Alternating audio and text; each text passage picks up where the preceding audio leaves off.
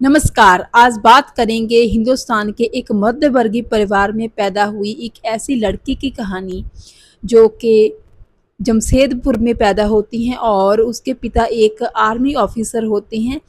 और अपनी साधारण शक्ल-ओ-सूरत होने के बावजूद वो न सिर्फ मिस वर्ल्ड के कॉन्टेस्ट को जीतती है बल्कि बॉलीवुड से होते हुए हॉलीवुड तक पहुंच जाती हैं और आज एक इंटरनेशनल ब्रांड बनकर पूरी दुनिया की वुमेन को इंस्पायर कर रही हैं। जी हाँ, मैं बात कर रही हूँ हिंदुस्तान में देसी गर्ल के नाम से मशहूर अभिनेत्री प्रियंका चोपड़ा के बारे में, जिनका जन्म हुआ था 18 जुलाई 1982 को जमशेदपुर में।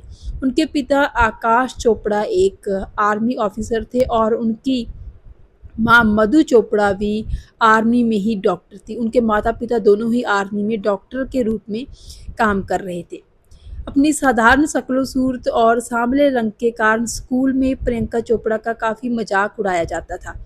जब 13 साल की हुई प्रियंका चोपड़ा तो वो पढ़ने के लिए अपनी मौसी के पास अमेरिका चली जाती हैं। प्रियंका चोपड़ा ने अपनी एक इंटरव्यू में खुद ही बताया था कि अमेरिका में उनको इतना ज़्यादा नस्लों-भेद का सामना करना पड़ा था कि कई बार तो अम, अपने डार्क कॉम्प्लेक्शन के कारण वो इतना बॉडी शेम फ़ील करती थी कि कई बार तो अपना खाना, अपना लंच भी वो बाथरूम में करती थी। तो देखिए इतना ज़्यादा कॉन्फिडेंस उनका लूज़ हो गया होगा कि वो साथ में खाना भी नहीं खाती थी बाकी स्टूडेंट के, बल्कि वॉशरूम में जाकर खाना खाती थी।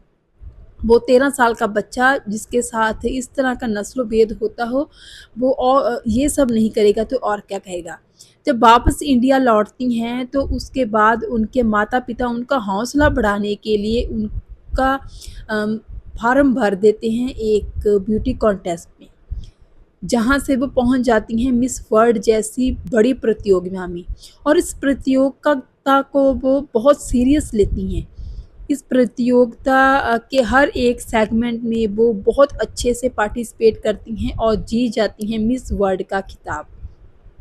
मिस वर्ल्ड का खिताब जीतने के बाद प्रियंका चोपड़ा की एंट्री होती है बॉलीवुड में। लेकिन बॉलीवुड में भी रास्ता कोई ज़्यादा सरल और सफलता की ओर ले जाने वाला एकाएक दम तो नहीं हो जाता है, बहुत सारी चीज़ों का सामना करना पड़ता है। यहाँ पे प्रियंका चोपड़ा को भी करना पड़ा। बहुत चीज़ों, बहुत फ़िल्मों में, बहुत प्रोजेक्ट्स में उनको लेकर बाद में उनको निकाल दिया जाता था क्योंकि निर्माता निर्देशकों को वो सही नहीं लगती थी। प्रियंका चोपड़ा ने खुद ही बताया था कि कहो ना प्यार है फ़िल्म के बाद जब अमीषा पटेल काफ़ी सफल हो गई, तो हमराज़ फ़िल्म जिसमें पहले उनको साइन किया गया था बॉबी देओल और अक्षय खन्ना वाली, उसमें बाद में उनको रिप्लेस करके फिर अमीषा पटेल की एंट्री हो जाती है। इस तरह बहुत सारी फ़िल्मों में उनको निकाला गया। लेकिन उन्होंने अपने कॉन्फिडेंस को अपना सबसे बड़ा हथियार समझा और उन्होंने सिर्फ़ समझा नहीं बल्कि अपने कॉन्फिडेंस को जिया भी। और फिर उसके बाद ऐतराज़ जैसी फ़िल्म में उन्होंने नेगेटिव भूमिका निभाई। ये एक वैम्प की भूमिका थी। इस भूमिका को करते वक़्त कोई भी नई लड़की या कोई भी सक्षम अभिनेत्री 100 बार सोचती, लेकिन प्रियंका चोपड़ा ने ये रोल ना सिर्फ़ निभाया बल्कि बाखूबी निभाकर खूब तालियाँ भी बटोरी। उसके बाद फैशन जैसी फ़िल्म में काम करके प्रियंका चोपड़ा ने ये सिद्ध कर दिया कि अभिनय करना उनके लिए बहुत ज़्यादा बड़ी बात नहीं है और किसी भी अभिनेत्री को वो टक्कर देने की क्षमता रखती हैं।